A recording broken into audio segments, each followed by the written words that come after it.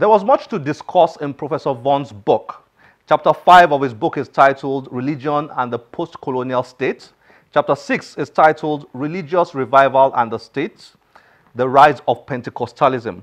And Chapter 7 is titled Expanded Sharia, the Northern Ummah and the Fourth Republic. We spent time exploring the subject of Sharia in Chapter 7.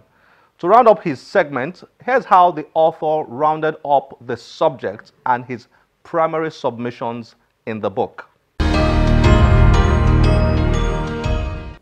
The question of militant and Islamist request for expanded Sharia will be essentially minor. They just simply won't resonate with the majority of Nigerians. There are so many predominantly Muslim countries in Africa south of the Sahara, and by the way, in the Maghreb, that are not governed by Sharia. So the argument that you always have to have Muslims being governed by expanded Sharia, in my view, is a very short-sighted argument. What that kind of argument does essentially is to reify religion as the primary variable. I am arguing in this book that religion here is a secondary variable, not the primary variable. Religion is essentially an instrument, a tool, an idea, an ideology that is being constantly deployed for political usage, if you see what I mean. And it can be extremely effective in societies where religious structures and doctrines and practices are essential to the definition of the culture and the realities of the people.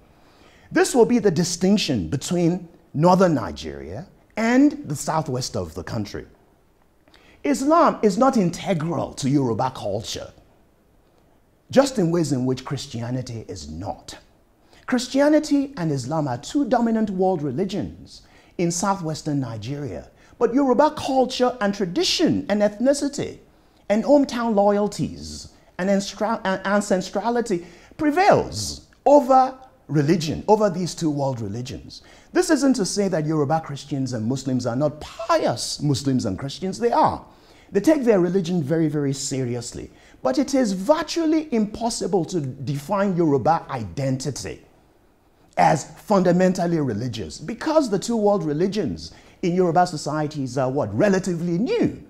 Whereas in the case of northern Nigeria, Islam goes back many, many centuries. You cannot really talk about being a northerner in Nigeria. You can't talk about being Hausa, being Kanuri, being Fulani, being Nupe, without also talking essentially about being Muslim, if you see what I mean. Or not being. Or not being Muslim, if you see, yeah. So in a way, the subject of ethnic attributes and identity are by their very nature religious. The essence of collective social and political action, I should emphasize, in northern Nigeria as a strategy of mobilizing large populations of people is in itself premised on the logic of religion.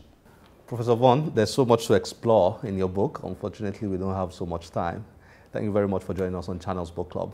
Nice having you. Thanks very much for having me. It's a pleasure.